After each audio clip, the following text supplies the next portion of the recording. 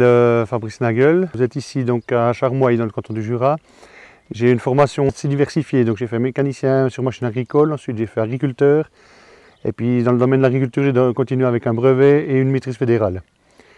Plus quelques cours, formation continue, ça a été de la permaculture, l'énergie renouvelable aussi énormément. J'ai l'exploitation qui est diversifiée dans l'énergie renouvelable. On fait que de la grande culture, donc sur la ferme. Tout ce qui est des cultures type betterave, on a des céréales, du colza, un petit peu de pois, de la févrole. Ces initiatives nous font un petit peu souci. On a même des productions qui risquent de passer à la trappe, donc ça veut dire que les betteraves et le colza, je ne pense pas que sans pesticides ce soit faisable.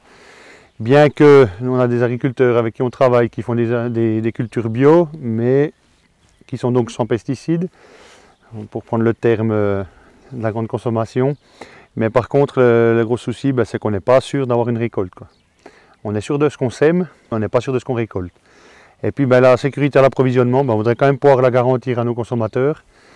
Et puis c'est aussi peut-être un peu du gâchis point de vue de l'utilisation de nos terres, où c'est qu'on n'est pas toujours efficient au mieux. Alors, on essaie de s'améliorer énormément en travaillant sur je suis aussi dans un projet qu'on appelle Terre Vivante, où c'est qu'on essaye d'améliorer nos structures de sol, de comprendre nos sols, comment ils fonctionnent. Moi, le sport numéro 1 que j'ai sur la ferme, c'est de réduire les pesticides. Mais on n'a pas le choix, on ne peut pas faire sans. On peut faire avec moins, mais on ne peut pas faire sans. Puis justement, ces initiatives sont trop extrêmes parce qu'on ne peut pas du jour au lendemain décider qu'on veut supprimer. Tendre à mieux, ça je suis convaincu que le végétal va nous permettre de trouver des solutions, c'est qu'on va pouvoir améliorer notre système de production, mais de vouloir tout supprimer du jour au lendemain, c'est pas une solution, quoi. Vous voyez le paysage derrière moi, c'est très varié, il y a des vergers, il y a des champs de colza, donc il y a beaucoup de différences de culture et puis dans le paysage, et puis c'est vrai que si on nous supprime complètement une solution, on va exporter nos problèmes. Donc ça veut dire qu'on va aller chercher de la nourriture ailleurs et ce sera même plutôt pire que ce qu'on connaît aujourd'hui en Suisse. Les recherches qu'on fait dans le domaine végétal, c'est qu'on essaye d'avoir de la biodiversité. Quand on parle de biodiversité, on essaye d'utiliser, typiquement chez moi, j'essaye d'utiliser des plantes différentes de mes cultures principales, soit pour recréer de la biomasse au sol puis de nourrir le sol, soit pour carrément créer des confusions au niveau des insectes et puis simplement désorienter les insectes, quoi. On fait ça dans le colza qui marche plutôt bien.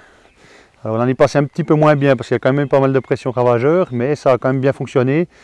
On s'évite des périodes de traitement, typiquement l'automne, et puis avec un végétal qu'on rajoute dans le colza, en l'occurrence c'est de la févrole qu'on met. Et cette févrole va nous permettre de désorienter les insectes du colza et après de nous restituer de l'azote. Enfin, c'est de l'engrais qu'on peut restituer après au colza, donc au courant d'hiver quand la plante compagne à geler, quoi. C'est des systèmes un peu... c'est un peu le principe de la permaculture si on veut, mais la permaculture se fait très bien à petite échelle. À grande échelle, c'est beaucoup plus compliqué. On peut avoir l'opinion d'être contre l'utilisation des produits phytosanitaires. Mais si on les a utilisés, c'est toujours pour résoudre une solution. Quand on a une solution, on a typiquement sur de la betterave. On avait une solution dans notre champ de betterave ici depuis 3-4 ans en arrière, où c'est qu'on pouvait traiter la semence. On traitait la semence, on s'enlevait tous les problèmes de ravageurs au printemps. Aujourd'hui, on a le suivi des stations phytosanitaires cantonales qui nous disent qu'on a une mouche qui vient, un puceron qui arrive déjà maintenant ce printemps, qui est détecté, puis on sera contraint de refaire des insecticides. Ça faisait plus de 30 ans qu'on ne faisait plus d'insecticides sur la betterave, puis aujourd'hui on doit en refaire parce qu'on nous a supprimé un traitement de semences sur une petite graine de 3 mm. Aujourd'hui on nous demande de complètement changer un système de production ou de revoir. Alors être ouvert à le faire, on l'est. Mais après, il faut aussi être un peu conscient qu'on est quand même toujours plus d'habitants en Suisse. Donc si on demande aux agriculteurs de trouver une autre solution, et puis cette solution extrême va fortement nous réduire les productions indigènes, donc on parle de 40% de moins, mais je vous l'ai dit, dans certaines cultures, le colza typiquement, des champs de colza comme vous voyez derrière moi, je pense qu'on n'en verra plus.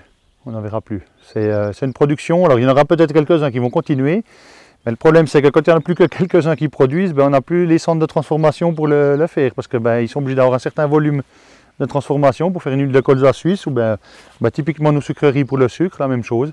S'il n'y a plus le volume, je pense que la production va disparaître de la Suisse, tout simplement, quoi. Et puis on devra aller trouver des alliés dans d'autres pays, et puis ça c'est vraiment dommageable pour l'environnement, quoi.